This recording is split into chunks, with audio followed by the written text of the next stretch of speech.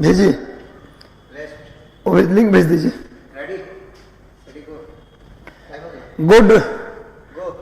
Good evening students, mission 50 के current affair series में आपका स्वागत है। तो लगातार सेशन को शेयर कर दीजिए, सबको लिंक भेज दीजिए।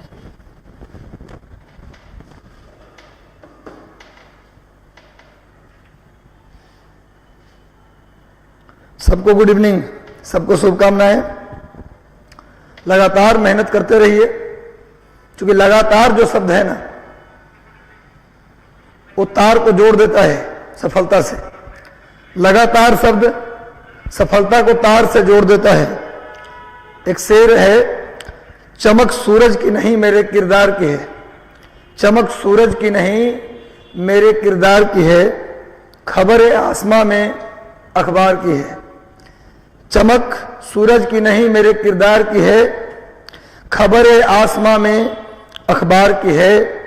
मैं चलूं तो मेरे संग कारवां चले, बात गुरूर की नहीं एतबार की है।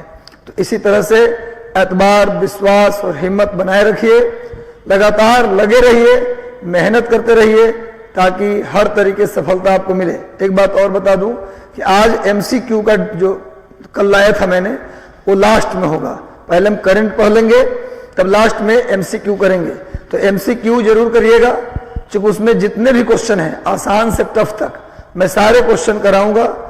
मेरा जो टारगेट है, वो टारगेट है बीपीएससी एग्जाम से पहले तक 1000 बिहार स्पेशल करा देने का। तो सब लोग जल्दी से जुड़ जाइए, सेशन को शेयर कर दीजिए और मेहनत करिए। मेहनत करना ही एकमात्र विकल्प है, इसके अलावा और कोई विकल्प नहीं है। मेहनत के सिवा कोई विकल्प नहीं है। और आज महाशिवरात्रि भी है, सभी को महाशिवरात्रि की ढेर सारी शुभकामनाएं।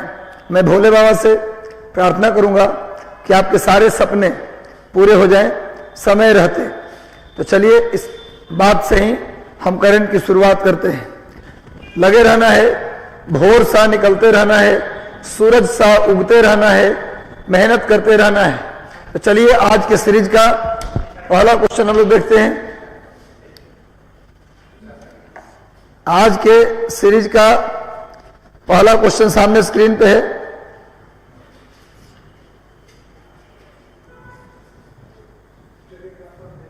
चलिए सब लोग जल्दी से जुड़ जाइए, जल्दी से सभी लोग जुड़ जाइए, जल्दी से सब लोग जुड़ जाइए, ताकि अधिक से अधिक लोगों तक ये बात पहुंच जाए करंट अफेयर वाली।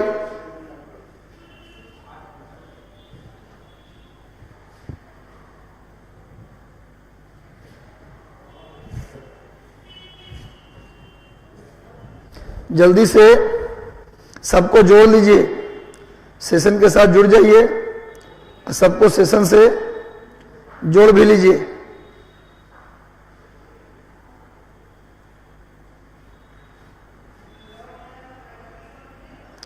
सबको सेशन से जल्दी जोड़ लीजिए और जुड़ जाइए। खूब मेहनत कीजिए।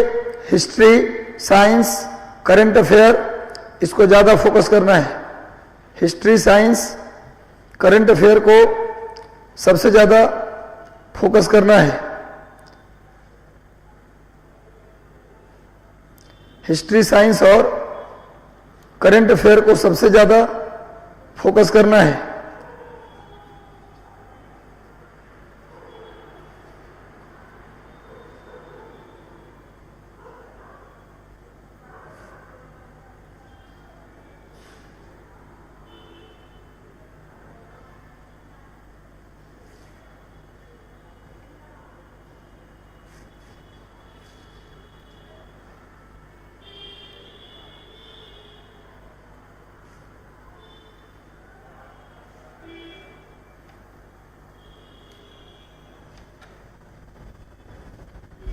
चलो तो सब लोग जुड़ गए। तो आज का पहला करंट देखते हैं।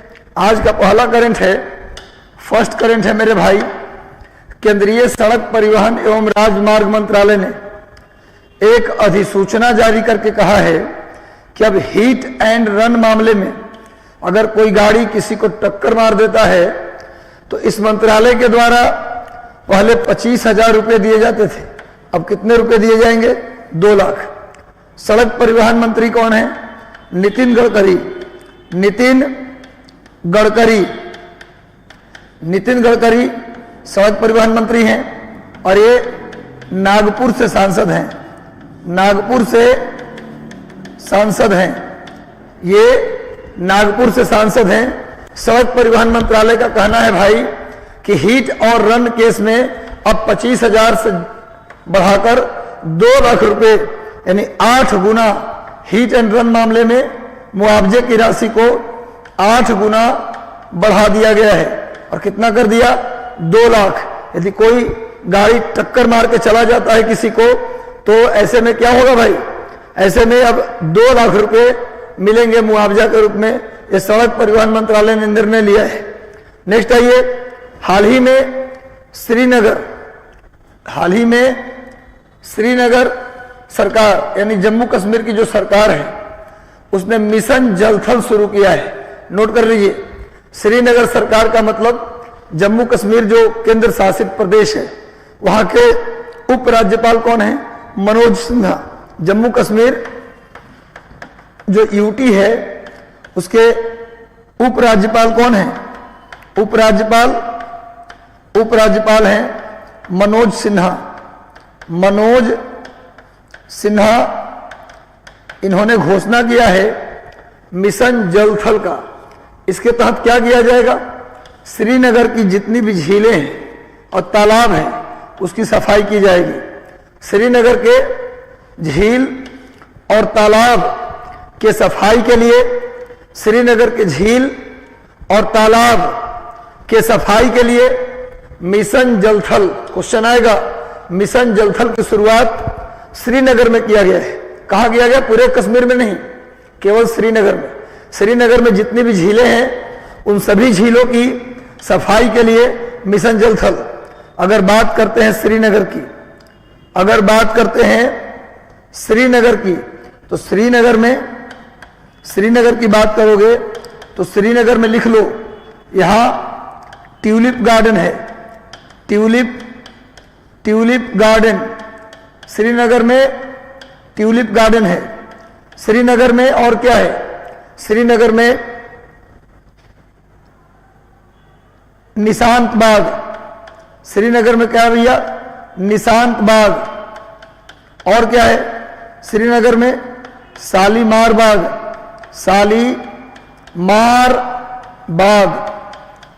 श्रीनगर में और क्या है?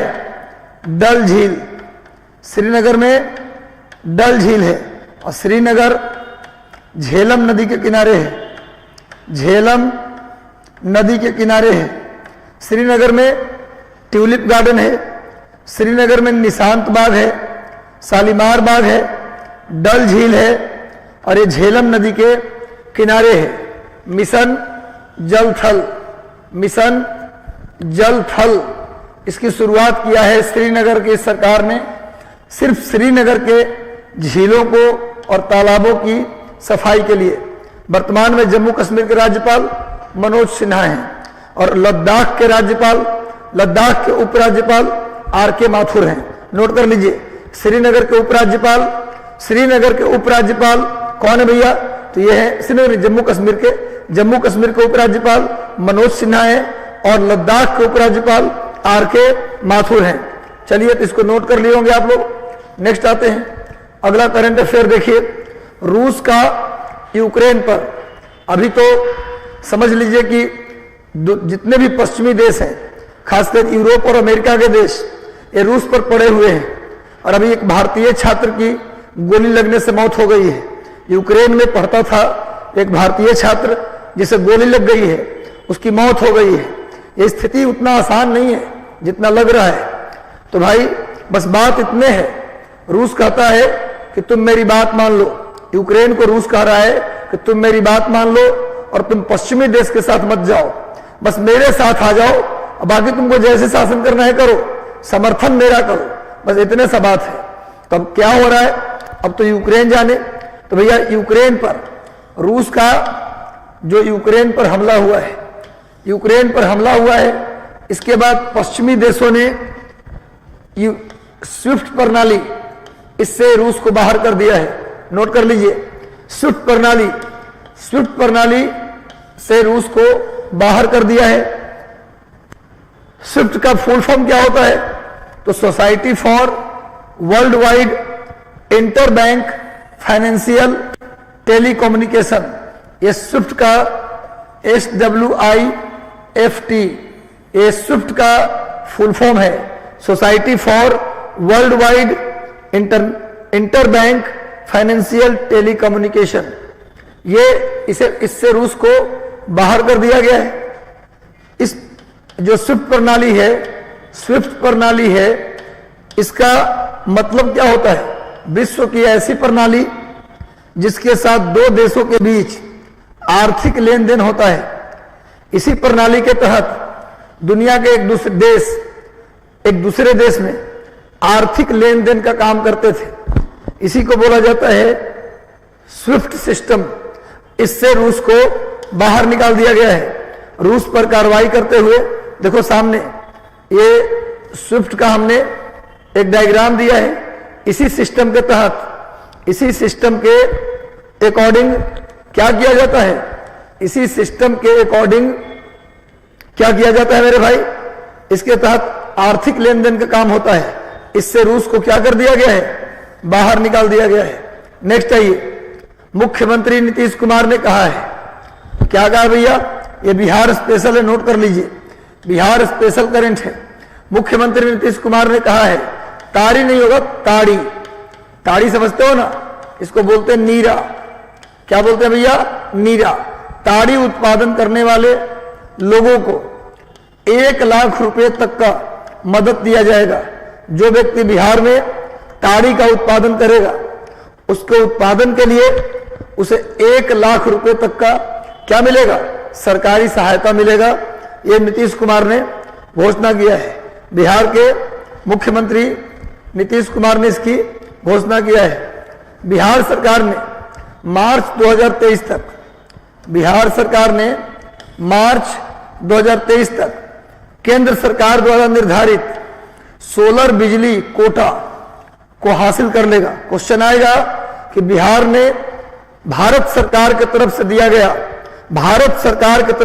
गया, 17% का कोटा, बिहार सरकार को सोलर एनर्जी का कितना कोटा दिया गया है? 17%। अभी बिहार में मात्र 10% ही टोटल बिजली का मात्र 10% ही बिहार यूज करता है सोलर एनर्जी। बिहार को कोटा कितना मिला है? 17%। इस कोटा को बिहार कब तक अचीव करेगा? 2023 तक। सोलर एनर्जी के कोटा को जो 17% है, बिहार अभी वर्तमान में 10% ही सोलर एनर्जी को यूज करता है। कोटा 17% का है। इसे बिहार सरकार कब तक अचीव करेगा? 2023 तक, ऐसा बिहार सरकार का कहना है। चलिए नेक्स्ट आइए, अगले करंट अफेयर को देखते हैं हम। National crime record bureau, short में इसको बोलते हैं NCRB, national crime record bureau. पूरे भारत में किस राज्य में कितने क्राइम हो रहे हैं? पूरे भारत में, अच्छा come back full energy sir ji, बिल्कुल फुल एनर्जी में आऊंगा, पूरी एनर्जी के साथ आया हूं, टेंशन नहीं लेना है। कम बैक फुल एनर्जी आप लोग भी बस इसी तरह एनर्जी बनाए रखिए। बिहार मार्च 2023 तक बिल्कुल 17% करेगा। सीएम बिहार ताड़ी उत्पादन करेगा, 1 लाख रुपया तक सहायता। बिल्कुल सभी लोग जुड़ जाइए सेशन के साथ। हम उसी एनर्जी के साथ हैं जिस एनर्जी से रोज आते थे। थोड़े आराम से बोल रहे हैं, बस आप जैसा कहेंगे हम वैसा रहेंगे। बस आपसे एक रिक्वेस्ट है कि आप पढ़िए, आप रिवीजन कीजिए। आप जितना पढ़ के आएंगे उतना मैं आपके लिए लेकर आऊंगा। बस आप ऐसे ही जुड़े रहिए, लगे रहिए और सेशन को शेयर कर दिया कीजिए ताकि अधिक से अधिक लोग तक पहुंच जाए। बस लगे रहो, जुड़े रहो, हम आपके साथ वादा करता हूं लगे रहेंगे, जुड़े रहेंगे, आते रहेंगे। चलो भाई नेशनल क्राइम रिकॉर्ड ब्यूरो के अनुसार बिहार सभी तरह के अपराधों में देश में 25वें स्थान पर है।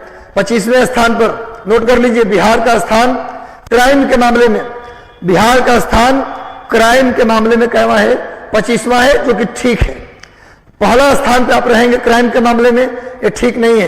पहले स्थान पर उत्तर प्रदेश का नंबर आता है।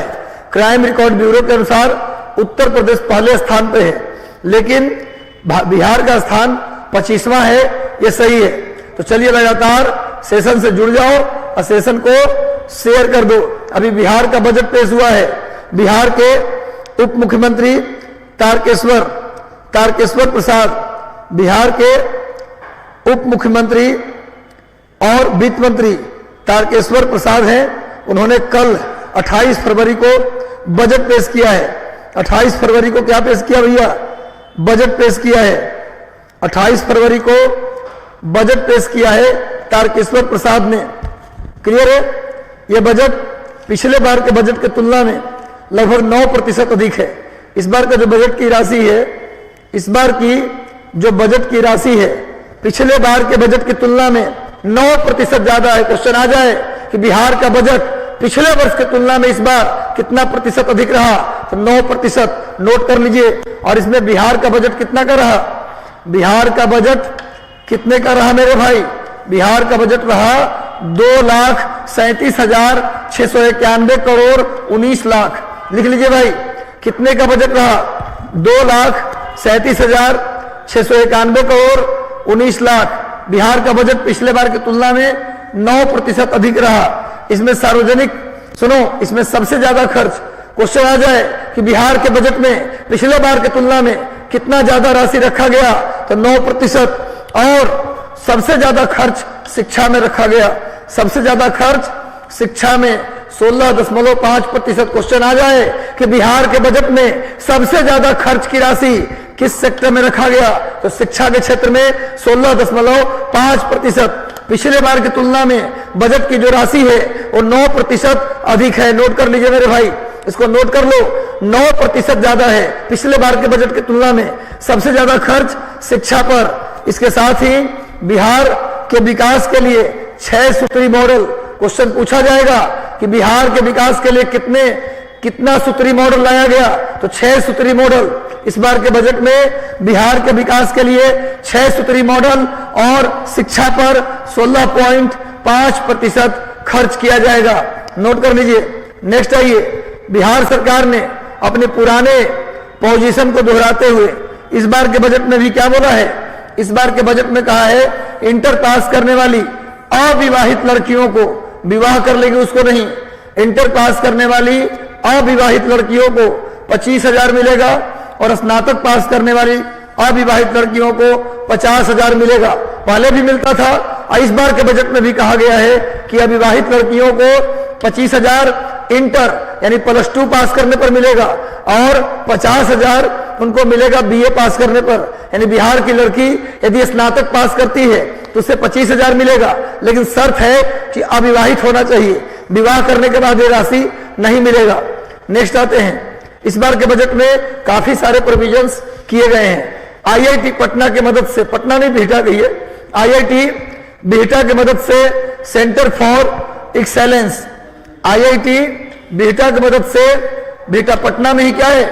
बिहटा, आईआईटी बिहटा की मदद से सेंटर फॉर एक्सेलेंस की स्थापना की जाएगी तथा दरभंगा, पटना, नालंदा में एक मेगा सेंटर खोला जाएगा। Centre for excellence, centre for excellence कहां बनाया जाएगा? पटना में, आईआईटी की मदद से। और दरभंगा, पटना और नालंदा में मेगा सेंटर बनाया जाएगा। इस बार के बजट में मेगा सेंटर बनाने की बात की गई है। नेक्स्ट आइए, सामने आईआईटी पटना यानी कि बिहटा का चित्र हमने दे दिया है। नेक्स्ट आइए, अगला करंट अफेयर रूस से है भाई। सुनो, अगर बात करते हैं रूस की बात करोगे तो रूस 1991 में उसका डिवीजन हुआ था। रूस का बंटवारा 1991 में हुआ था। उस समय रूस को यूएसएसआर के नाम से जानते थे। उस समय रूस को यूएसएसआर, इसका डिवीजन 1991 में हुआ था। उस समय रूस को 15 टुकड़ों में बांट दिया गया। 15, रूस को मिलाकर 16। सब मिला के कुल 15 टुकड़ों में बटा। इंडिया जब आजाद हुआ तो मात्र 3 टुकड़ों में बटा। शुरुआत में तो 2 टुकड़ा, पाकिस्तान और भारत, बाद में बांग्लादेश बन गया। तो टोटल कितने टुकड़े हो गए? 3। लेकिन रूस की हालत क्या था सोचिए, इसके 15 टुकड़े कर दिए गए। अमेरिका ने रूस के साथ दगाबाजी करते हुए, अमेरिका दुनिया का सबसे धोखेबाज आतंकवादी देश है। मैं बता रहा हूं आपको, आतंकवाद पैदाइश किसकी किया हुआ है? अमेरिका का। अमेरिका ने ही रूस को डिफेंड करने के लिए, रूस को जवाब देने के लिए जो पश्चिम एशिया के देश है वहां से कुछ लोगों को ले गया। यहां तक कि ओसामा बिन लादेन, जिसकी नाम आप सुने होंगे, महान आतंकवादी, ओसामा बिन लादेन को ट्रेनिंग कौन दिया है? अमेरिका दिया है। अमेरिका से बड़ा दुनिया का धोखेबाज और आतंकवादी देश हो ही नहीं सकता। वो सिर्फ पैसा देखता है, मानवता नहीं देखता है। जिस देश में ह्यूमन राइट सबसे टॉप पे है वही देश दुनिया का सबसे अनह्यूमन है। आपको नहीं पता है? तो मेरे भाई, अभी बेलारूस, मैं बता दूं, रूस से ही अलग होने वाला एक देश है बेलारूस। मैं बता दूं आपको कि जो 15 देश अलग हुए 1991 में, ऐसा नहीं है कि सारे के सारे देश रूस के विरोधी थे। जो देश रूस से अलग हो गए, ये जो 15 देश रूस से अलग हुए, सारे विरोधी नहीं थे, सारे यूक्रेन नहीं थे। इसमें एक देश है बेलारूस, जो हमेशा रूस के साथ खड़ा रहता है। रूस से अलग हुआ था 1991 में बेलारूस। उसने कहा है कि भैया हम अपने देश को आज से गैर परमाणु स्टेट बनाते हैं। आज से अपने देश का जो बनाते नहीं है, मेरे देश का जो दर्जा है गैर परमाणु स्टेट का, बेलारूस को विदाउट परमाणु, मतलब कि ऐसा देश, बेलारूस को एक ऐसे देश के रूप में दर्जा प्राप्त है जहां पर परमाणु बम नहीं बन सकता है, नहीं रखा जा सकता है। न तो बेलारूस परमाणु बम को रख सकता है और न ही बेलारूस परमाणु बम बना सकता है। तो भैया बेलारूस ने कहा कि आज से हम परमाणु वाला देश है। कल उसने घोषणा किया है कि आज से हम परमाणु वाला देश है, जिसको बिगाड़ना है बिगाड़ ले। समझा रहा बात ना? अब ऐसा कहने से क्या हो गया? रूस चाहता है कि अपना परमाणु हथियार कहां रखे? बेलारूस में जाके रख दे, ताकि आसानी से अगर कोई परमाणु हमला करना हो तो बेलारूस से कर दें। तो रूस चाहता है बेलारूस में परमाणु बम रखना। ऐसे में जब तक बेलारूस अपने आप को परमाणु वाला देश घोषित नहीं करेगा तब तक ये संभव नहीं है। तो भैया बेलारूस ने अपने आप को परमाणु वाला देश घोषित कर दिया है। परमाणु वाला देश। मैं आज से नॉन एटॉमिक कंट्री नहीं हूं, आज से मैं एटॉमिक कंट्री हूं और उसको इजाजत देता हूं कि तुम मेरे यहां के रखो परमाणु बम। तो भैया बेलारूस के राष्ट्रपति का मैंने चित्र दिया है। बेलारूस के राष्ट्रपति का नाम है Alexander Lukashenko. Alexander Lukashenko, note कर लीजिए। बेलारूस के राष्ट्रपति का नाम है अलेक्जेंडर लुकाशेंको। अलेक्जेंडर लुकाशेंको ये बेलारूस के क्या है? राष्ट्रपति। कहा कि भैया अब हम परमाणु देश हो गए, रूस चाहे तो मेरे यहां लाकर के परमाणु बम लगा सकता है, परमाणु बम रख सकता है। जब दुनिया के देश रूस से बदला लेने पर टिके हुए हैं तो इसका डिसीजन सही है। और as a teacher, as a Asia के नागरिक, मैं रूस के यूक्रेन पर हमले का समर्थन करता हूं, कोई दिक्कत नहीं है। हमारा भारतीय छात्र उस हमले में मारा गया, इसका मुझे गहरा दुख है। लेकिन यूक्रेन पर हमला कहीं से भी नाजायज नहीं है, क्योंकि यूक्रेन भी दूध का धुला हुआ नहीं है और यूक्रेन हमेशा पाकिस्तान का फेवर लिया है। यूएनओ में यूक्रेन हमें कभी सहयोग नहीं किया है, तो हम उसका सहयोग क्यों करें? बात ये भी है। तो चलो भैया, लगातार सेशन के साथ जुड़े रहो, सेशन को शेयर भी थोड़ा कर दिया करो। अभी 28 फरवरी को मनाया गया राष्ट्रीय विज्ञान दिवस। 28 फरवरी को राष्ट्रीय विज्ञान दिवस मनाते हैं सीवी रमन के द्वारा। सीवी रमन जो भारतीय भौतिक विज्ञानी थे, ये नोबेल पुरस्कार, फिजिक्स में नोबेल पुरस्कार पाने वाले पहले भारतीय सीवी रमन। इन्होंने रमन इफेक्ट का खोज किया था, इन्होंने रमन प्रभाव का खोज किया था, स्पेक्ट्रम का खोज किया था, रमन प्रभाव, रमन स्पेक्ट्रम का खोज किया था। इनके खोज के लिए इन्हें जिस दिन नोबेल पुरस्कार मिला उसी दिन को क्या बोलते हैं हम लोग? विज्ञान दिवस के रूप में मनाते हैं। 28 फरवरी को राष्ट्रीय विज्ञान दिवस मनाया के रूप में मनाते हैं। 1930 में भौतिकी के लिए नोबेल पुरस्कार दिया गया था। सीवी रमन को 1930 में फिजिक्स के लिए क्या मिला? नोबेल प्राइज मिला था। नोबेल प्राइज सुन लो, लिख लो भैया। नोबेल प्राइज की शुरुआत 1901 में की गई थी। नोबेल पुरस्कार की शुरुआत 1901 में पहली बार की गई थी। नोबेल अल्फ्रेड नोबेल, वैज्ञानिक अल्फ्रेड नोबेल के याद में नोबेल पुरस्कार की शुरुआत की गई थी। प्रारंभ में 5 क्षेत्र में नोबेल मिलता था। शुरुआत में 5 एरिया में नोबेल मिलता था। कौन कौन? पीस यानी शांति, साहित्य, भौतिकी, रसायन और मेडिसिन। कितने क्षेत्र में मिलता था भैया? 5 क्षेत्र में। लेकिन 1968 में एक नया सेक्टर जोड़ा गया, इकोनॉमिक्स, यानी अब 6 क्षेत्र में दिया जाता है। 1967 तक, 1967 तक 5 क्षेत्र में नोबेल प्राइज मिलता था। कौन कौन? साहित्य, शांति, भौतिकी यानी फिजिक्स, रसायन यानी केमिस्ट्री एंड मेडिसिन यानी दवाई, यानी 5 क्षेत्र में मिलता था नोबेल प्राइज। लेकिन अब मिलता है 6 क्षेत्र में। और बता दूं, ये जो 6 क्षेत्र में कौन कौन क्षेत्र भैया? Literature, peace, physics, chemistry, medicine and economics, ये जो 6 क्षेत्र में मिलता है नोबेल प्राइज, ये सब के सब नोबेल मिलते हैं स्वीडन की राजधानी स्टॉकहोम से। ये सारे के सारे नोबेल प्राइज स्वीडन की राजधानी स्टॉकहोम से मिलता है। अकेला शांति का नोबेल पुरस्कार नॉर्वे की राजधानी ओस्लो से मिलता है। सारे नोबेल पुरस्कार कहां से मिलते हैं? सभी के सभी नोबेल पुरस्कार कहां से मिलते हैं? तो मिलते हैं स्वीडन की राजधानी स्टॉकहोम से। लेकिन एक अकेला शांति का नोबेल पुरस्कार है, वो मिलता है नॉर्वे की राजधानी ओस्लो से। तो भारत में फिजिक्स यानी भौतिकी के क्षेत्र में अभी तक 2 लोगों को नोबेल मिला है। कौन कौन? सीवी रमन और दूसरा एस चंद्रशेखर। भारत में भौतिकी के क्षेत्र में 2 लोगों ने नोबेल प्राइज जीता है। कौन कौन? सीवी रमन और एस चंद्रशेखर। उसी तरह से अर्थशास्त्र में भी 2 लोगों को नोबेल मिला है। 2 लोगों को नोबेल मिला है इकोनॉमिक्स में, पहले अमर्त्य सेन और दूसरे अभिजीत बनर्जी। साहित्य में भी मिला है 2 लोगों को, रविंद्रनाथ टैगोर और बीएस नायपाल। 2 भारतीयों को साहित्य में मिला है, रविंद्रनाथ टैगोर और बीएस नायपाल। साहित्य में रविंद्रनाथ टैगोर और बीएस नायपाल, बीएस नायपाल और रविंद्रनाथ टैगोर को। अब फिजिक्स में भी 2 लोगों को, सीवी रमन, एस चंद्रशेखर।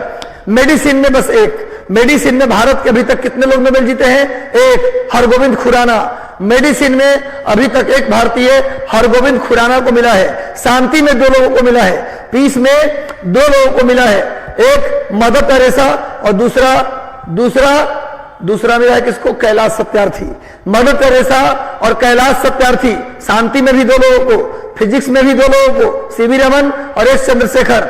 इसके बाद अर्थशास्त्र में 2 लोगों को, कौन कौन? अमर्त्य सेन, अभिजीत बनर्जी। साहित्य में भी 2 लोगों को, कौन कौन? रविंद्रनाथ टैगोर और बीएस नायपाल। ये सारी बातों को आप नोट कर लीजिएगा, इससे ज्यादा नहीं पूछा जाएगा। तो सीवी रमन के, इन्होंने जो रमन प्रभावों का खोज किया, उसी खुशी में 28 फरवरी को हम राष्ट्रीय विज्ञान दिवस कल ही मनाया गया है। इस विज्ञान दिवस का इस साल का क्या विषय है? इस साल का विषय नोट कर लीजिए, ये ज्यादा इंपॉर्टेंट है। आजकल पूछता है कि जो दिवस मनाया गया उसका थीम क्या है, उसका विषय क्या है। आजकल इस तरह के सवाल भी पूछे जाते हैं। उसका विषय है सतत भविष्य के लिए विज्ञान और प्रौद्योगिकी में एकीकृत दृष्टिकोण। नोट कर लीजिए, इस बार के विज्ञान दिवस का विषय लिखो। इस बार के विज्ञान दिवस का विषय क्या है? इस बार के विज्ञान दिवस का विषय क्या है मेरे भाई? क्या है? सतत भविष्य के लिए विज्ञान और प्रौद्योगिकी में एकीकृत दृष्टिकोण। एकीकृत दृष्टिकोण। विज्ञान और प्रौद्योगिकी में एकीकृत दृष्टिकोण। नोट कर लीजिए, इस बार के विज्ञान दिवस का विषय है। आगे आइए, माधोपुरी बूच, बहुत इंपॉर्टेंट, इसको तो नोट कर लो। गैस है, इस बार के बीपीएससी और आगे आने वाले सभी परीक्षाओं में पूछेगा। नोट कर लो, इस सेशन का सबसे महत्वपूर्ण, माधोपुरी बीच। ये पहली महिला अध्यक्ष बनी है किसकी? सेबी की। सेबी की अध्यक्ष बनने वाली, सेबी की चेयरमैन बनने वाली पहली महिला माधवीपुरी बूच बन गई है। माधवीपुरी बूच पहले सेबी में एक मेंबर के रूप में थी। सेबी में एक मेंबर के रूप में थी माधवीपुरी। सामने में इनका चित्र दे दिया हूं।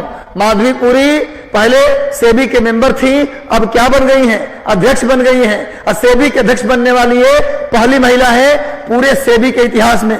सेबी का फुल फॉर्म लिख लो। सेबी का फुल फॉर्म क्या होता है भैया? SEBI, security and exchange board of India. Security and exchange board of India, SEBI का full form security and exchange board of India. इसकी स्थापना की गई कब? इसकी स्थापना की गई 1988 में। 1988 में, लेकिन इसे 1992 में इसकी स्थापना कब हुआ? स्थापना 1988 में, लेकिन 92 में इसे स्वायत्त संस्था का दर्जा दिया गया। स्वायत्त संस्था, नोट कर लीजिए। 1988 में सेबी की स्थापना की गई।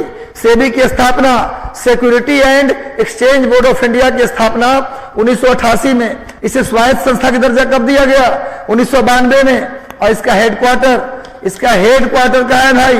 तो मुंबई, नोट कर लीजिए, मुंबई। इसका हेडक्वार्टर कहाँ है भाई? तो मुंबई। और सेबी करता क्या है? सेबी क्या करता है? किसको कंट्रोल करता है? तो लिख लो, share market, mutual fund and future market. वायदा बाजार, म्यूचुअल फंड और शेयर मार्केट। देखो, वायदा बाजार, म्यूचुअल फंड और शेयर मार्केट, इसको कंट्रोल करता है सेबी। और सेबी की पहली महिला अध्यक्ष एक कल ही बनी है, माधवपुरी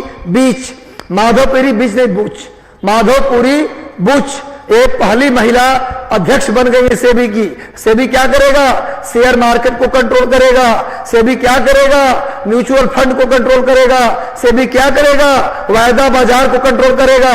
कहां हेडक्वार्टर? हेडक्वार्टर है कहां मेरे भाई? हेडक्वार्टर है कहां? मुंबई। अब आइए, हाल ही में चर्चा में रहा, खूब चर्चा में है यूक्रेन काफी चर्चा में है। अभी यूक्रेन का काला सागर में एक द्वीप है, यूक्रेन के कब्जे में जमीनी द्वीप का नाम क्या है जी? जमीनी द्वीप काला सागर में स्थित है। रूस के यूक्रेन पर हमले के बाद काफी चर्चा में है। सामने जमीनी द्वीप का मैंने चित्र दे दिया है। भूमध्य सागर में एक द्वीप है, जमीनी द्वीप। यहाँ यूक्रेन ने अपना सैनिक बेस स्थापित किया है। यूक्रेन ने लड़ाई के लिए यहाँ पर सैनिक बेस बनाया है। तो जमीनी द्वीप काला सागर में है और ये यूक्रेन पर हमले के बाद काफी चर्चा में है। ब्लैक सी, अगर ब्लैक सी की बात आ गई तो नोट कर लीजिए, काला सागर। अगर बात करते हैं काला सागर की, अगर बात करते हैं काला सागर की बात करते हो बच्चों, तो सुन लो, काला सागर में 4 नदी गिरती है। काला सागर में कितनी नदियां गिरती हैं? 4 नदियां गिरती हैं। 4 नदियां गिरती हैं, नोट कर लो। काला सागर में 4 नदियां गिरती हैं। कौन कौन? डॉन नदी, डैन्यूब नदी,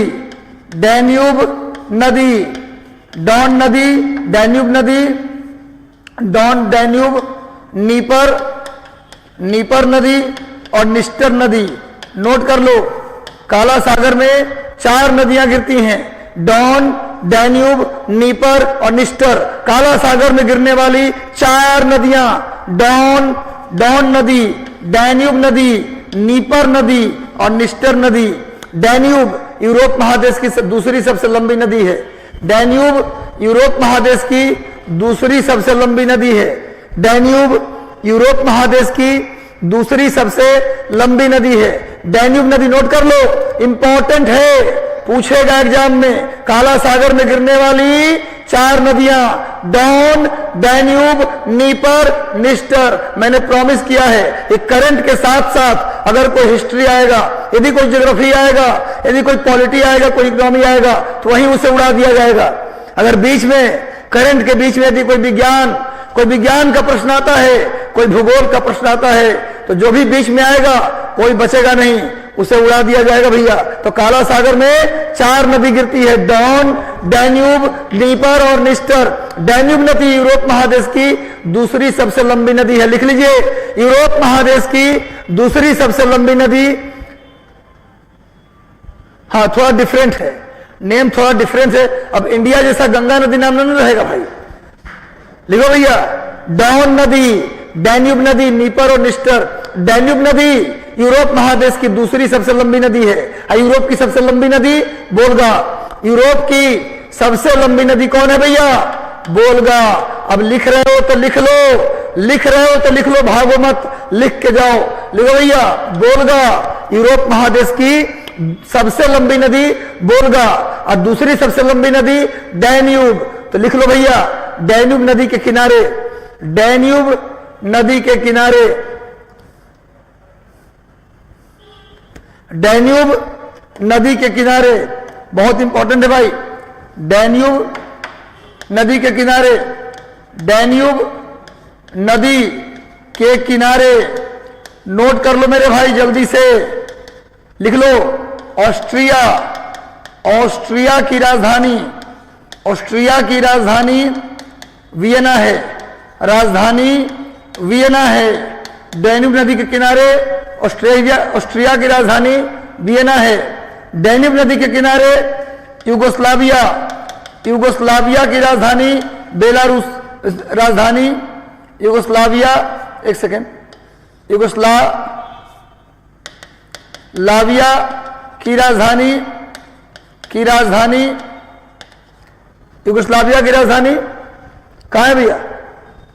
यूगोस्लाविया की राजधानी बताओ, यूगोस्लाविया की राजधानी कहां नाम की स्थापना हुआ था? बेलग्रेड। यूगोस्लाविया की राजधानी कहां है जी? बेलग्रेड। आप लोग पढ़ाई लिखाई नहीं करते। बेलग्रेड, यूगोस्लाविया की राजधानी बेलग्रेड है। इसके अलावा ग्रीस की राजधानी, ग्रीस की राजधानी नोट कर लो, ग्रीस की राजधानी बुडापेस्ट, बुडापेस्ट। ये तीनों किसके किनारे है? डैन्यूब नदी के किनारे। डैन्यूब नदी के किनारे तीन देश की राजधानी है, तीन कंट्री की राजधानी है। ऑस्ट्रिया की राजधानी वियना, यूगोस्लाविया की राजधानी बेलग्रेड और ग्रीस की राजधानी बुडापेस्ट। ये तीनों किसके किनारे है भाई? डैन्यूब नदी के किनारे, जो यूरोप की दूसरी सबसे लंबी नदी है। यूरोप की दूसरी सबसे लंबी नदी, जल्दी नोट करो, जल्दी से नोट करो ताकि पेज बदल लें या फिर स्क्रीनशॉट ले लो। भैया, ऑस्ट्रिया की राजधानी वियना, यूगोस्लाविया की राजधानी बेलग्रेड और ग्रीस की राजधानी बुडापेस्ट, ये तीनों डैन्यूब नदी के किनारे है। एक बात और लिख लो, वियना, वियना में IAEA का हेडक्वार्टर है। वियना में, वियना में IAEA का हेडक्वार्टर है। नोट कर लो, वियना में IAEA का हेडक्वार्टर है। वियना में IAEA और ओपेक दोनों का हेडक्वार्टर है। वियना में IAEA और ओपेक। IAEA का मतलब international atomic energy agency, OPEC का मतलब organisation of petroleum export country. IAEA international atomic energy agency और organisation of petroleum export country, इन दोनों का हेडक्वार्टर वियना में है। इन दोनों का हेडक्वार्टर कहां है मेरे भाई? वियना। नोट कर लीजिए, ओपेक और IAEA दोनों वियना में है। एक बात और जान जाओ, एक बात और जान जाओ, ये जो बेलग्रेड है, यहीं पर 1961 में, बेलग्रेड में ही 1961 में नाम की स्थापना हुई थी। नाम, नॉन एलाइग मूवमेंट, गुट निरपेक्ष आंदोलन, नॉन एलाइग मूवमेंट, गुट निरपेक्ष आंदोलन की शुरुआत कहां हुआ था? 1961 में हुआ था। और कहां हुआ था? बेलग्रेड में। बेलग्रेड में नाम की स्थापना, नाम नॉन एलाइग मूवमेंट, इसकी स्थापना बेलग्रेड में हुआ था 1961 में। तब नाम में कुल 20 देश, कुल 25 देश थे। वर्तमान में कितने देश हैं? 120।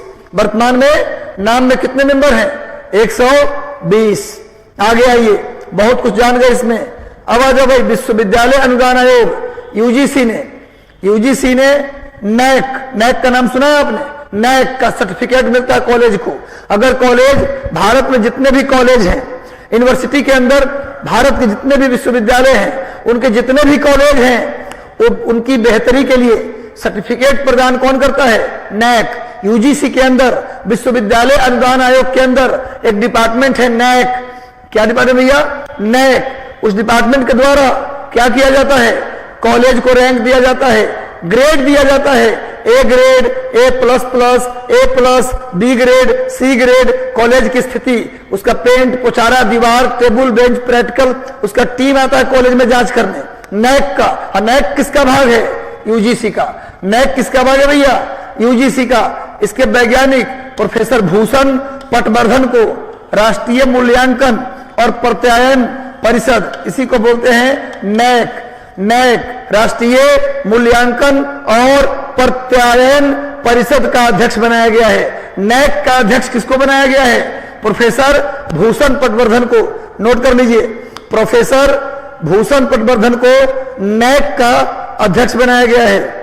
नैक का अध्यक्ष प्रोफेसर भूषण पटवर्धन को बनाया गया है। और हाल ही में मैंने आपको पढ़ाया था कि अभी नए यूजीसी के भी नए अध्यक्ष बने हैं। यूजीसी के अध्यक्ष कौन बने हैं? Professor Jagdish Kumar. Professor Jagdish Kumar UGC के अध्यक्ष कौन है? प्रोफेसर जगदीश कुमार हैं। यूजीसी के अध्यक्ष प्रोफेसर जगदीश कुमार हैं। और नैक के अध्यक्ष को बनाया गया है? नैक का अध्यक्ष किसे बनाया गया? Professor Bhushan Patwardhan. Professor Bhushan Patwardhan. UGC की स्थापना कब हुआ? यूजीसी की स्थापना कब हुआ? जल्दी बताओ। एक दिन बताया था मैंने आपको यूजीसी की, मैं इसीलिए बोलता हूं पुराना वीडियो जाकर देख लो। यूजीसी की स्थापना, विश्वविद्यालय अनुदान आयोग की स्थापना कब किया गया जी? यूजीसी की स्थापना कब की गई? जल्दी बताओ। ये तुम्हारे लिए क्वेश्चन छोड़ता हूं। किस समिति के सिफारिश पर? राधा कृष्णन समिति। राधा कृष्णन समिति के सिफारिश पर यूजीसी की स्थापना की गई थी। कब की गई ये तुम बताओगे। यूजीसी की स्थापना कब की गई? सभी लोग उत्तर दीजिए जल्दी से। तो भाई यूजीसी के अध्यक्ष कौन है? यूजीसी के अध्यक्ष हैं जगदीश कुमार। और उसके अंदर में जो काम करता है नैक, उसके अध्यक्ष कौन है भैया? भूषण पटवर्धन। सामने भूषण पटवर्धन जी का चित्र मैंने दे दिया है ताकि आपको समझने में देखने में दिक्कत ना हो। आगे आइए। जापान और भारत के बीच एक समझौता हुआ है। जापान और भारत के बीच एक समझौता हुआ है, द्विपक्षीय स्वैप व्यवस्था समझौता। स्वैप क्या होता है? स्वैप होता है अगर कोई देश अपने यहां से व्यापार करने आता है दूसरे देश में, कोई देश दूसरे देश में व्यापार करने आता है तो वो क्या करता है? हमारी जापान की करेंसी है एन, तो हमारे यहां से कुछ खरीदने आएगा तो क्या देगा हमको? एन देगा। तो एन में तो खरीद नहीं सकता, तो क्या करेगा वो भारतीय रुपया में एन को कन्वर्ट करेगा। पता है ना आपको, ऐसा करना होगा। और जापान का कोई आदमी आता है भारत कुछ खरीदने, तो उसको एन में तो मिलेगा नहीं। लगे जी 1 किलो आलू दीजिए, एन देके मिलेगा? नहीं मिलेगा, रुपया देना पड़ेगा। उसके लिए बैंक में जाकर क्या होता है, हर एक जो बैंक है उसमें इंटरनेशनल काउंटर होता है, वहां पर उसके एन को रुपया में कन्वर्ट किया जाता है। तो जब एन को रुपया में कन्वर्ट किया जाएगा तो कुछ चेंज का चार्ज लगता है। उसको जब एन रुपया में कन्वर्ट होगा ना, तो उसका जो चेंज होगा रुपया में, उसको चेंज करने का एक अलग से रेंट लिया जाता है, चार्ज लिया जाता है। तो स्वैप समझौता जब हो जाता है तो उसके लिए एक लिमिट बनाई जाती है कि इस लिमिट तक यदि कोई आपके यहाँ चेंज करवाता है रुपया, या आपका रुपया हमारे यहाँ चेंज होता है, तो हम आपसे कोई विशेष चार्ज नहीं लेंगे। जितना का एन देंगे उतने का रुपया हम आपको दे देंगे, कुछ काट पीट नहीं करेंगे। तो भैया जापान और भारत ने द्विपक्षीय स्वैप व्यवस्था को नवीकरण किया है, नया बनाया है, और उसके आधार पर 75 बिलियन अमेरिकी डॉलर तक की राशि को क्या किया जाएगा? 75 बिलियन डॉलर तक के राशि को कन्वर्ट करने के लिए कोई पैसा नहीं रहेगा। तो भारत जापान के बीच स्वैप समझौता हुआ है। सामने में जापान के वर्तमान प्रधानमंत्री योशिहिदे सुगा का चित्र मैंने दिया।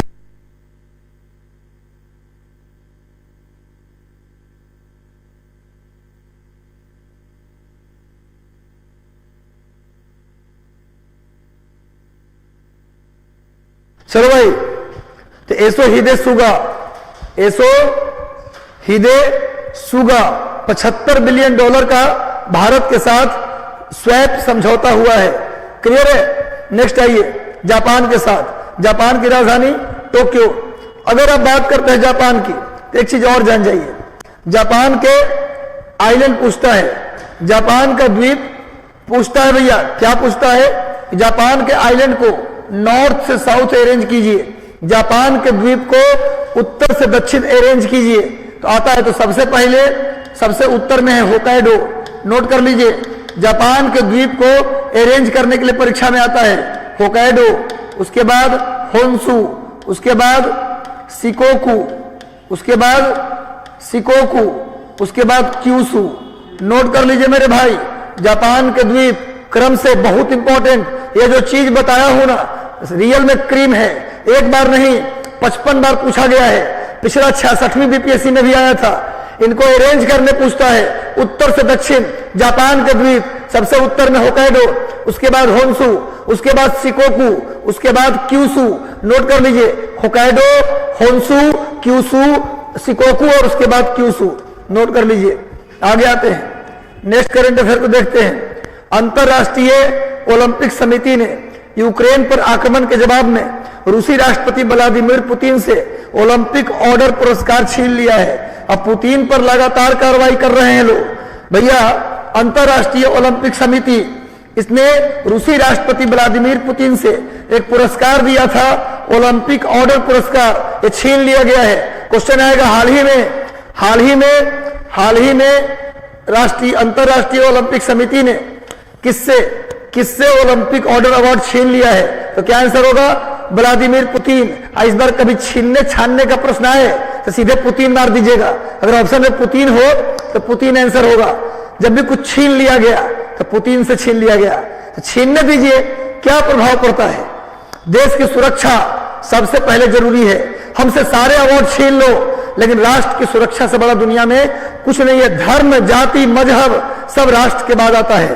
तो चलो भैया, व्लादिमीर पुतिन से ओलंपिक ऑर्डर अवार्ड छीन लिया है। नोट कर लीजिए।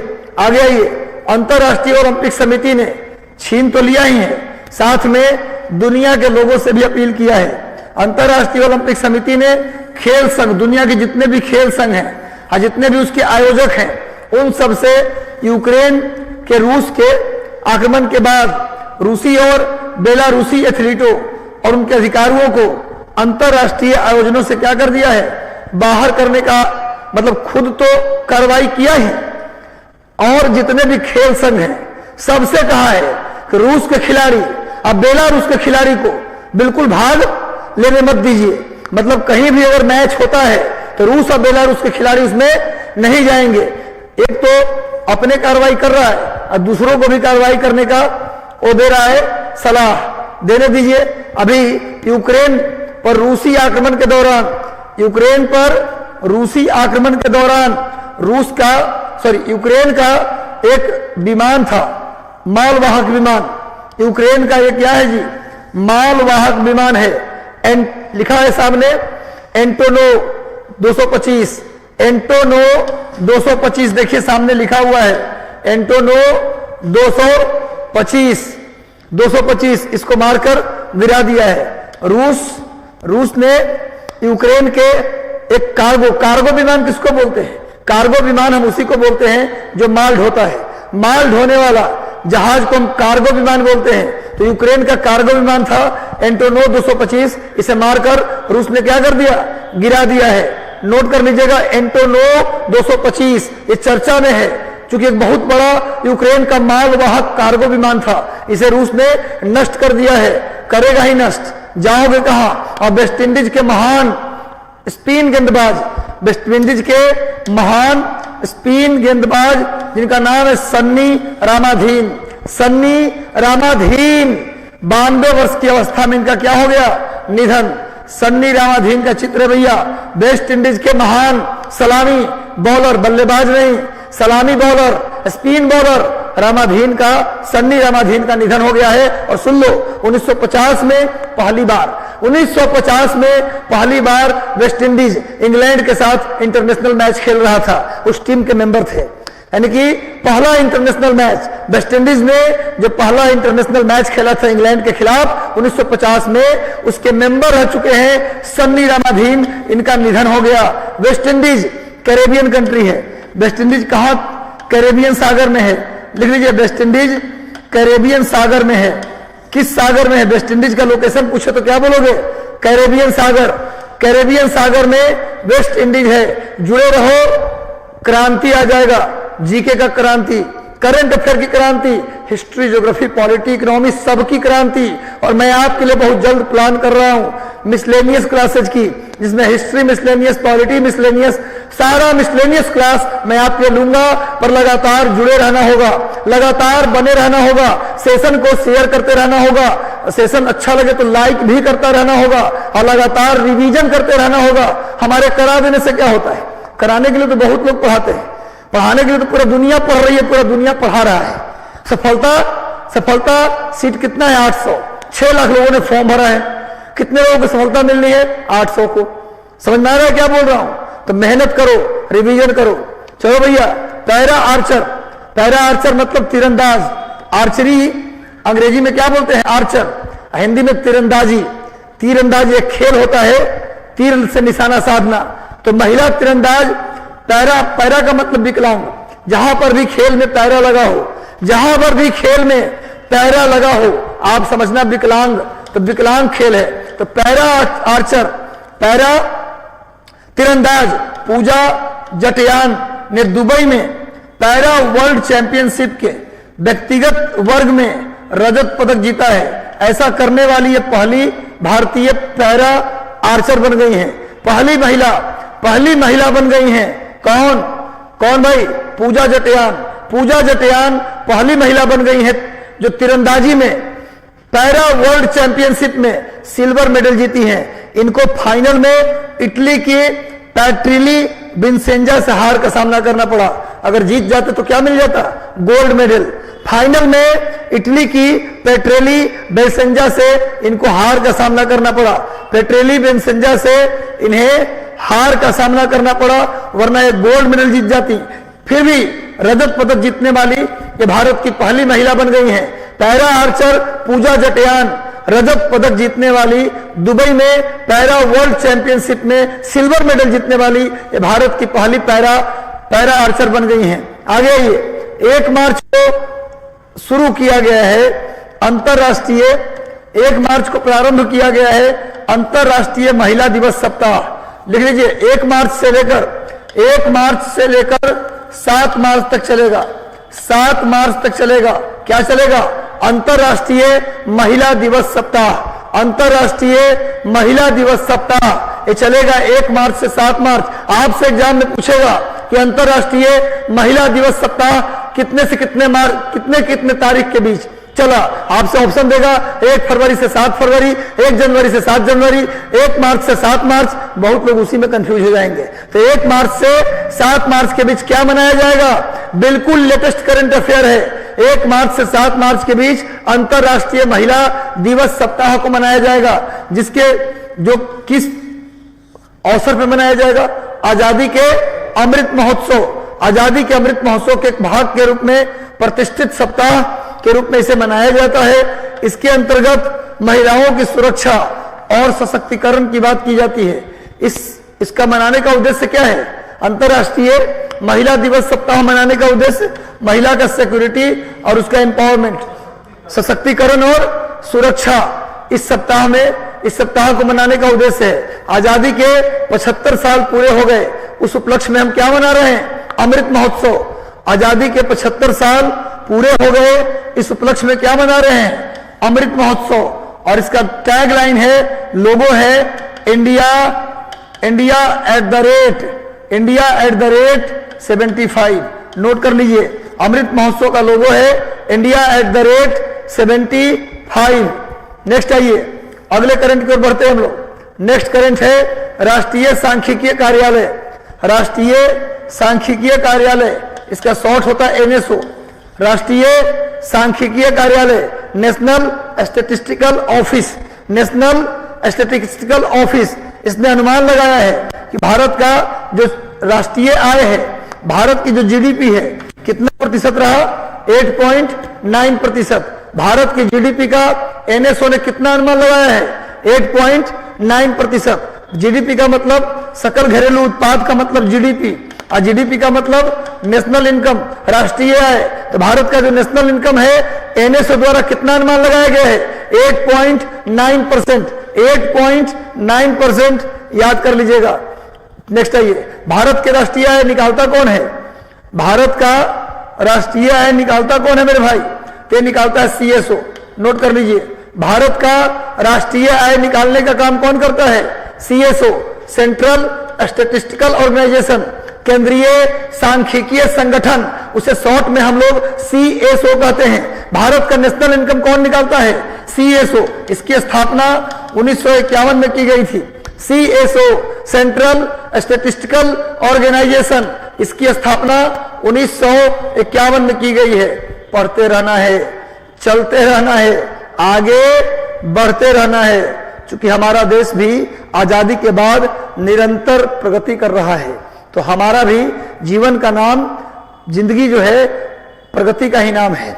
जो इंसान प्रगति रोक दिया, उसके जीवन में जिंदगी नाम का शब्द हट जाता है।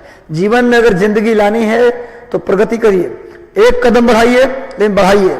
तकलीफ दुनिया के हर एक इंसान के पास है, समस्या दुनिया में हर एक इंसान के पास है, लेकिन सफल वही है जो समस्या में भी, अंधेरे में भी एक एक कदम बढ़ाता गया, आगे बढ़ता गया। तो कलाम साहब का कहना था कि कोहरा जीवन में चाहे कितना भी घना हो, ज्यादा कोहरा हो, यदि राह न दिखे तो एक एक कदम बढ़ाते जाइए, अपने आप राह मिलता चला जाएगा। तो लगातार कदम बढ़ाते रहो, कदम से कदम मिलाते रहो, आगे बढ़ते रहो, सफलता लेते रहो। माता पिता, गुरु और कोचिंग और चैनल, सबका सम्मान और गरिमा उठा दो।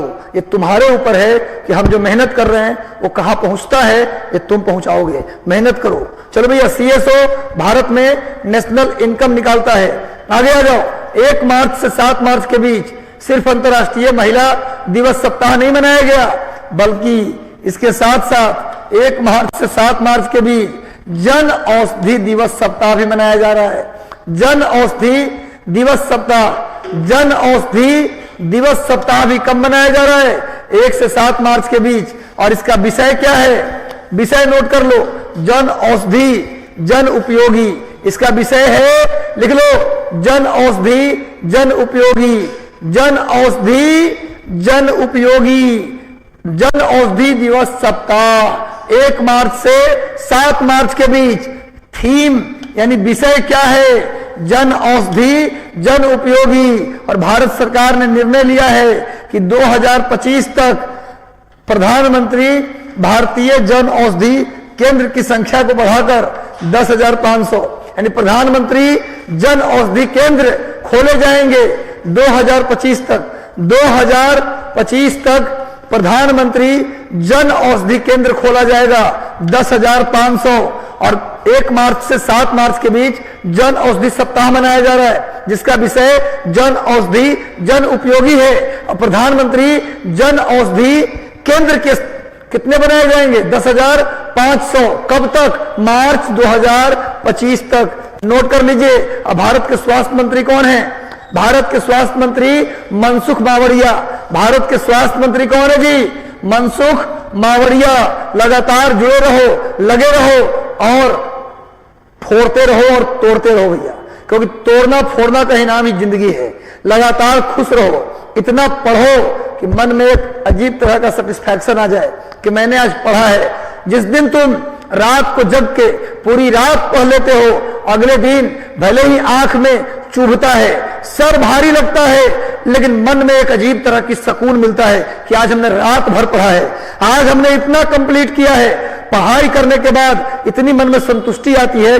कभी पढ़ कर देखो, मेहनत करो। 2 महीने बचे हैं आग लगाने के लिए, 2 महीने बचे हैं। तुम चिंगारी हो, अब आग कैसे बनोगे ये तुम जानो। चलो भैया, 1 मार्च को क्या मनाते हैं? शून्य भेदभाव दिवस। 1 मार्च को क्या मनाया जाता है? शून्य भेदभाव दिवस मनाते हैं। Zero discrimination day, zero discrimination day मनाते हैं। जीरो डिस्क्रिमिनेशन डे 1 मार्च को मनाते हैं। और इसका थीम, इस बार का इसका थीम क्या है? इस बार का इसका थीम जीरो भेदभाव दिवस। इसका थीम है नुकसान पहुंचाने वाले कानूनों को हटाएं और सशक्त बनाने वाले कानूनों को लाएं। नुकसान पहुंचाने वाले कानूनों को हटाएं, इसका थीम है। देख लो भाई, ये शून्य भेदभाव दिवस है। इसका थीम है नुकसान पहुंचाने वाले कानूनों को हटाएं और सशक्त बनाने वाले कानून को बनाएं। ये इसका थीम है। पहली बार ये दिवस कब मनाया गया था? 2014 में एड्स रोगियों मनाया गया था, जिसके अंतर्गत एड्स पीड़ितों से अच्छे बर्ताव की अपील की गई थी। एड्स पीड़ितों से जो भेदभाव होता था, एड्स रोगी से जो भेदभाव होता था, उसको दूर करने के लिए पहली बार शून्य भेदभाव दिवस 2014 में मनाया गया था। 2022 में 1 मार्च को मनाया गया, जिसकी थीम है नुकसान पहुंचाने वाले कानूनों को हटाएं और सशक्त बनाने वाले कानून को अपनाएं या बनाएं। क्लियर है? समझ में आ रहा है? शून्य भेदभाव दिवस 1 मार्च से 7 मार्च के बीच जन औषधि सप्ताह, 1 मार्च से 7 मार्च के बीच अंतर्राष्ट्रीय महिला दिवस सप्ताह। नोट कर लेना, भूलना नहीं है भैया, जुड़े रहो। आगे और भी देखते हैं हम लोग। सिमरन गुप्ता नाम है महिलाओं का, लेकिन है ये पुरुष। सिमरन गुप्ता जिन्होंने भारत और दक्षिण एशिया में माइक्रो ब्लॉगिंग साइट ट्विटर, सिमरन गुप्ता को क्या बनाया गया है? भारत और दक्षिण एशिया में माइक्रो ब्लॉगिंग प्लेटफॉर्म ट्विटर की सार्वजनिक नीति और परोपकार के प्रयासों का नेतृत्व करने के लिए इनको अपॉइंट किया गया है। सार्वजनिक नीति और परोपकार के प्रयास, जो परोपकार के प्रयास हो रहे हैं, जो दुनिया के दक्षिण एशिया और भारत के लोगों के द्वारा जो हेल्प के काम हो रहे हैं, उसका कैसे ट्विटर के माध्यम से आगे उसको बढ़ाया जाए, इसके लिए नेतृत्व प्रदान करने के लिए सिमरन गुप्ता को किसने अपॉइंट किया है? ट्विटर ने। ट्विटर खूब चर्चा में रहता है। ट्विटर ऐसा अकेला कंपनी है जो सरकार और कोर्ट किसी से डर नहीं रही है, हमेशा गलती पर गलती कर रही है। सरकार उसको धमकी पर धमकी दे रही है, देखो हम निकाल के बाहर फेंक देंगे। तो ट्विटर क्या है भी? ट्विटर है माइक्रो ब्लॉगिंग साइट। और भारत का, जल्दी बताओ, भारत का माइक्रो ब्लॉगिंग साइट कौन सा है? कू। नोट कर लो, भारत का माइक्रो ब्लॉगिंग साइट कौन सा है? कू। यानी कि चाहेंगे हम तो ट्विटर को बाहर निकाल के किसका इस्तेमाल कर सकते हैं? कू। जो काम ट्विटर का है वही काम कू करेगा, लेकिन भारत का ब्रांड है। नोट कर लीजिए, ये भारत के द्वारा डेवलप किया गया माइक्रो ब्लॉगिंग साइट है, कू नाम है, कू। लेकिन हम अभी भी यूज किसका कर रहे हैं? ट्विटर का। आगे आइए, नेक्स्ट।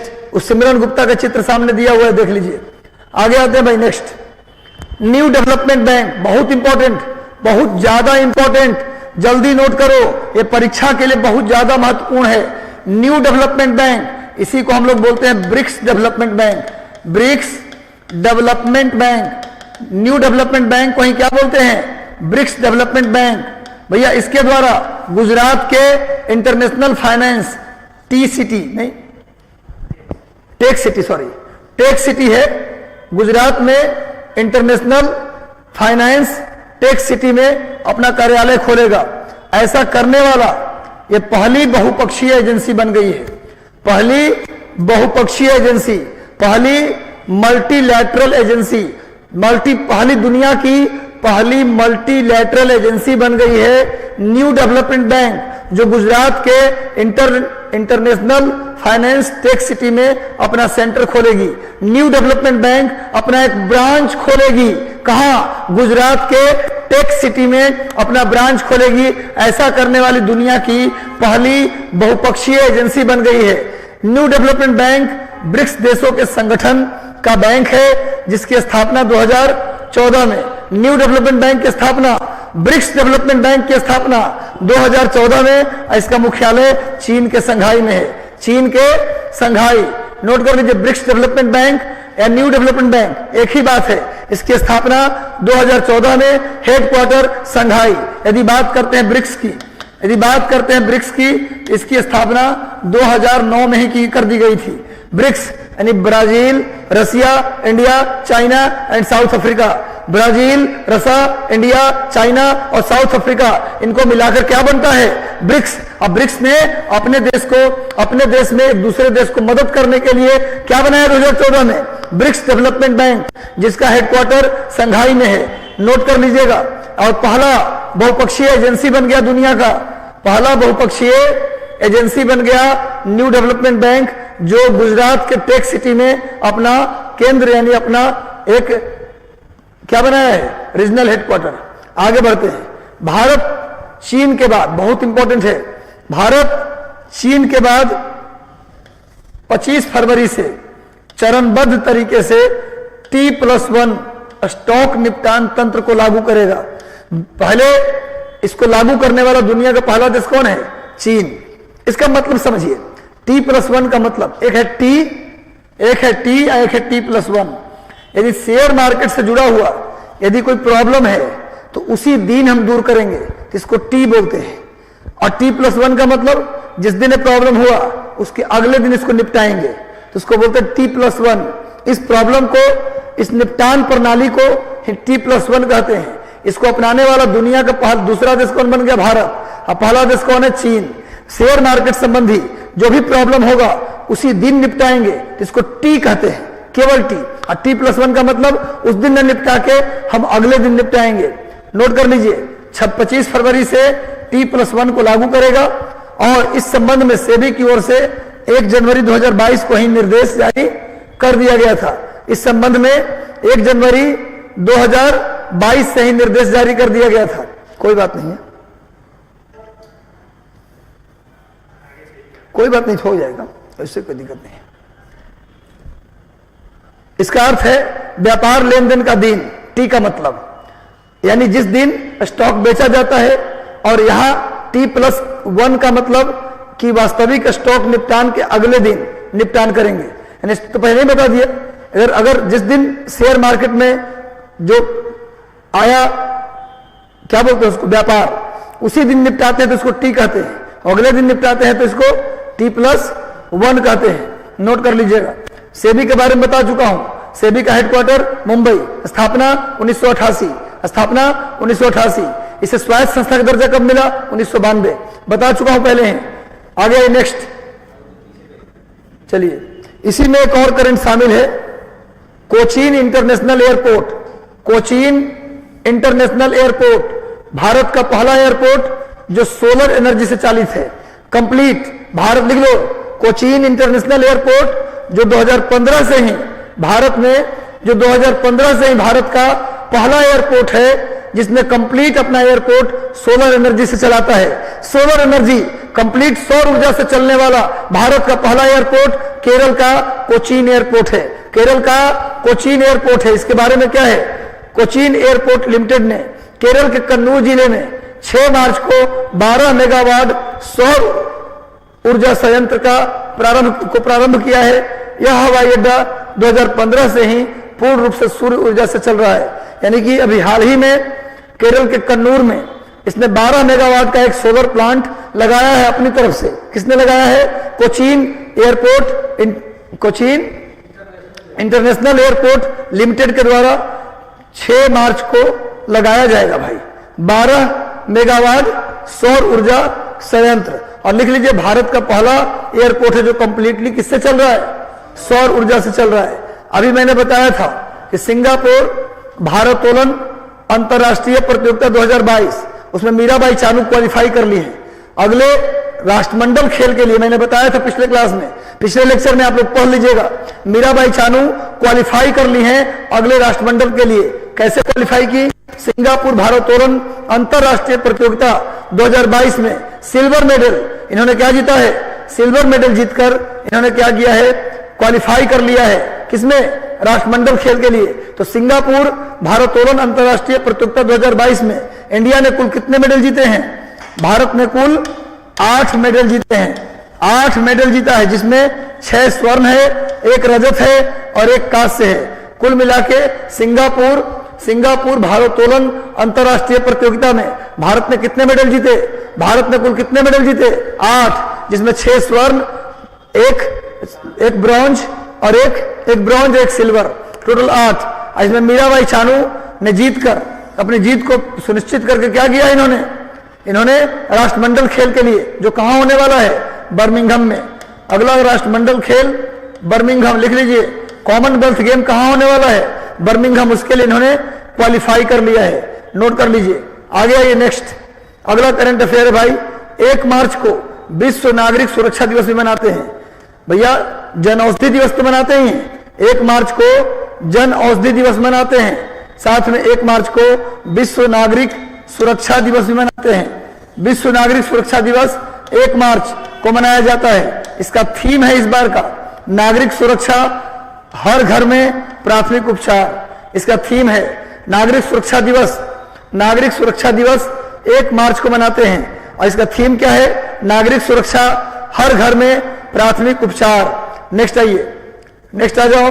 अगला करंट है, किंग्स 11 पंजाब के कप्तान कौन होंगे? मयंक अग्रवाल। किंग्स 11 पंजाब के कैप्टन कौन होंगे? मयंक अग्रवाल। मार्च महीने में शुरू होने जा रहा है आईपीएल, उसमें किंग्स 11 पंजाब टीम के कप्तान अब कौन होंगे? मयंक अग्रवाल। सामने में मयंक अग्रवाल का मैंने चित्र दे दिया है। आगे आइए, नेक्स्ट अगला करंट अफेयर है मेरे भाई। नेक्स्ट करंट अफेयर देख लो। केंद्र सरकार के पहले व्यक्ति हैं, पहले विधि सचिव हैं, केंद्र सरकार के पहले विधि सचिव अनूप कुमार, ऐसे पहले विधि सचिव हैं अनूप कुमार।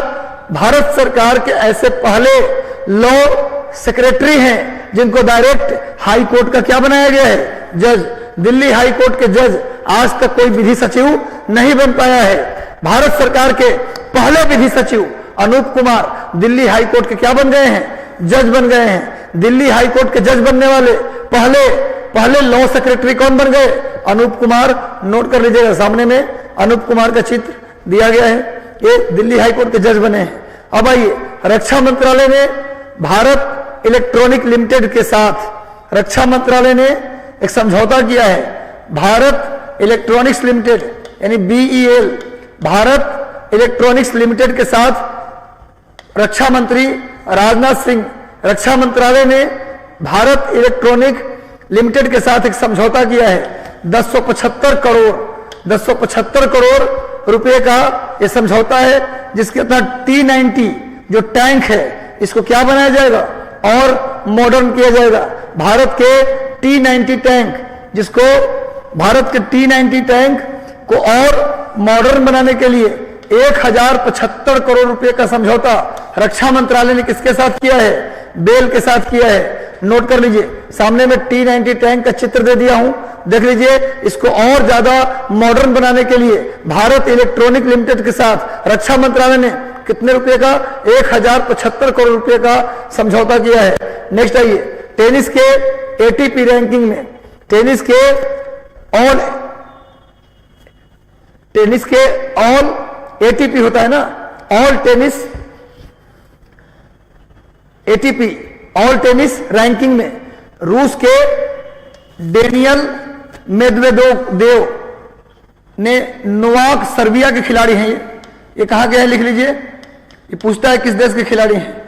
सर्बिया के नोवाक जोकोविच जो पहले नंबर पर थे, इनको पीछे छोड़ते हुए डेनियल मेदवेदेव ने टेनिस के मामले में पहले स्थान पर चले गए हैं। डेनियल मेदवेदेव जो रूस के रहने वाले हैं, इन्होंने नोवाक जोकोविच को पीछे छोड़ते हुए टेनिस के ATP रैंकिंग में इनका पहला स्थान मिला है। रूस के डेनियल मेदवेदेव वर्तमान में ATP रैंकिंग में फर्स्ट रैंक है।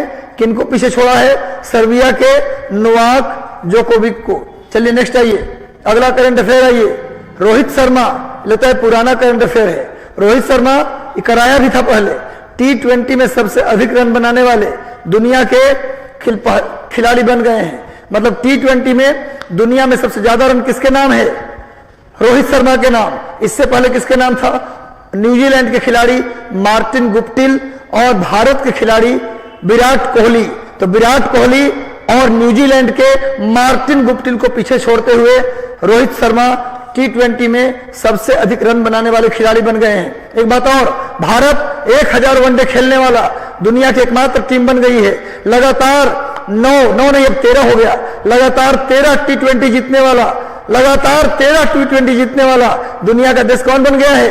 भारत। 1000 वनडे खेलने वाला कौन बन गया है? भारत। दुनिया में T20 में सबसे ज्यादा रन बनाने वाले रोहित शर्मा। ये सारी बातों को नोट कर लीजिएगा। आज हम लोग 35 करंट ही कराएंगे। कैसा लगा सेशन? एक बार कमेंट करके आप जरूर बता दीजिएगा।